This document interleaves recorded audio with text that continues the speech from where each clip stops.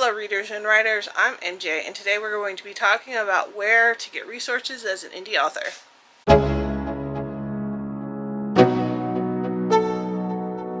When I talk about resources, I mean people to help you with your book. This can include editors, beta readers, proofreaders, sensitivity readers, people to help format your book, any of the things that you may need assistance with as you go to publish your books. And there are two main areas to kind of find help. And first one is Reedsy, and the second is Fiverr.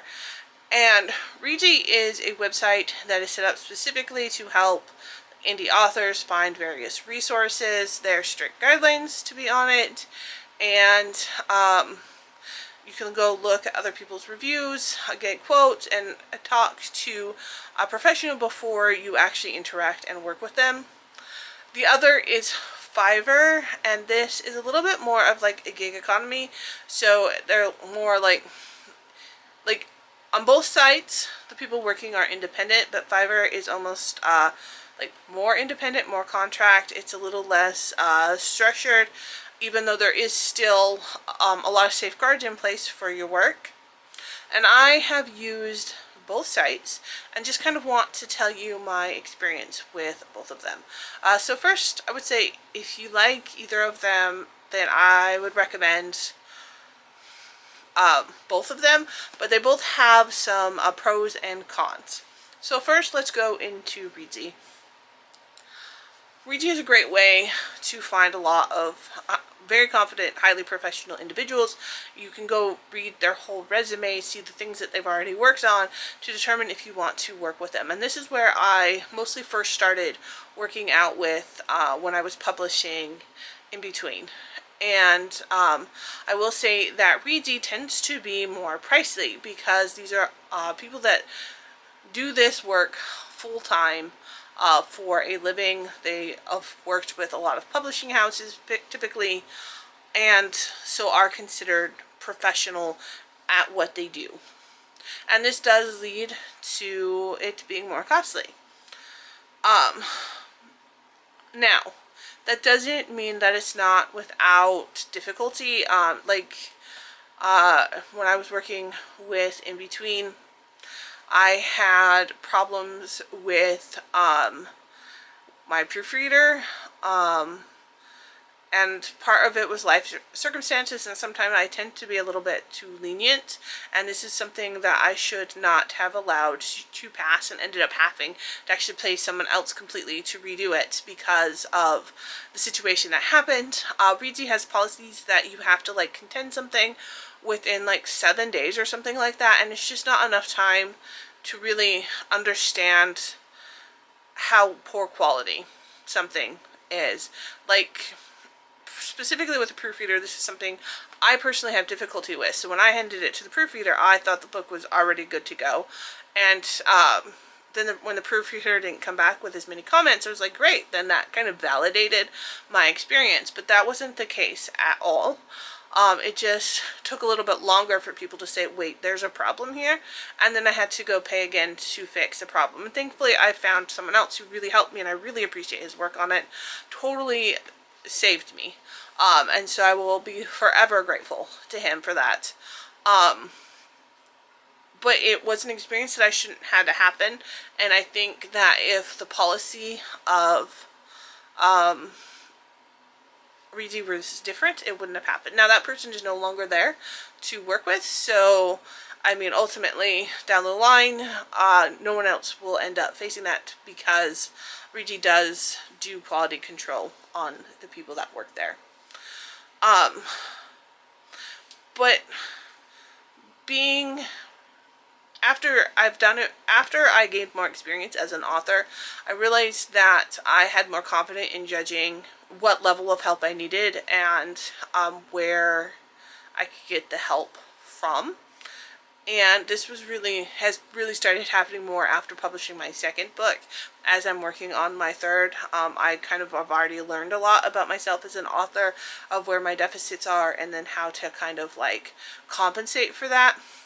And then also, you just can't sustain that level of cost as an indie author because you're not making that much money back. So at some point you have to realize that you can't pay $3,000 for an editor of every book, because it's going to take you years to recoup that $3,000 for just the editor. And so I turned to Fiverr. Now Fiverr's hit or miss. You can find some amazing people on there. You can find some not as amazing people on there. And so it's just kind of making sure that you do your due diligence, talk with the people before you start working on your project, find people that are a better fit for your project, and just make sure that you're actually investing in what you really need. Ultimately, as you make more connections, you may be able to actually go off these sites and find people more in life that you can kind of like find people that complement you, so that you can kind of end up trading skills with each other. And so that would ultimately be the best thing and would end up saving even more money. But not everyone is in a position to do that, and especially when you're first starting out. And there's a lot of people to choose to beta read your novel on Fiverr. There are editors of various level on there, and they range really widely in cost and in ability and in what you're going to receive back. So I think on Fiverr you have to be a little bit more careful about who you're going to select. But I guess once I ended up having a difficulty on Reedsy where that should be less of an issue, I became more willing to then work with Fiverr. And I've met some really, really amazing people that are helping me with actually my newest novel, Neurodiverse, and then some other projects that I haven't announced yet for previous novels. So I do recommend Fiverr as an option to go work with individuals there. But then there is a value in Reedsy as well, but that value comes with a really high price tag. So this is just a little bit of my experience. This is specifically for the print process. If you have specific questions about this, you can, comment below, and I would be happy to tell you from my experience. And there is no one answer of how to go about your story, because it's going to depend on your individual needs. I do not regret going through Reedsy and going through my editor on Reedsy for my first 2 projects. It helped me grow a lot. It helped me realize what I needed as an author, and so I'm ever grateful for that. And it also made me realize, as moving forward, other ways to maybe be cost effective in working towards publishing more works. So to me that was a really, really great place to start, but it was not sustainable of a place to stay, where Fiverr is more sustainable. That being said, there are certain areas that you should never stint on. Especially in your first book, you need a developmental editor.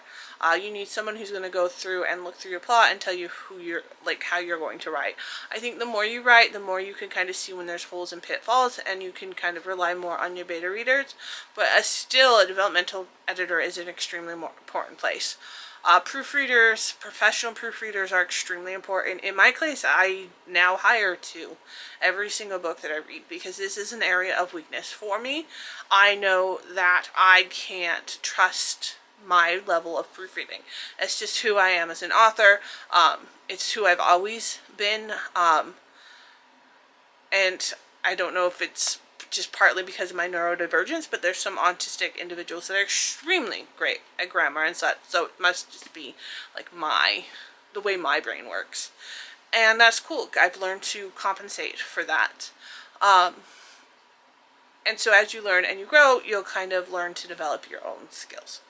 So hopefully this video was helpful. If you want any more specifics on this topic, or just other areas that you would like me to discuss in indie publishing in general, please let me know down in the comments. I want to bring useful content to other aspiring authors, other currently publishing authors and want to know what you would be interested in, so that I can help bring that to you.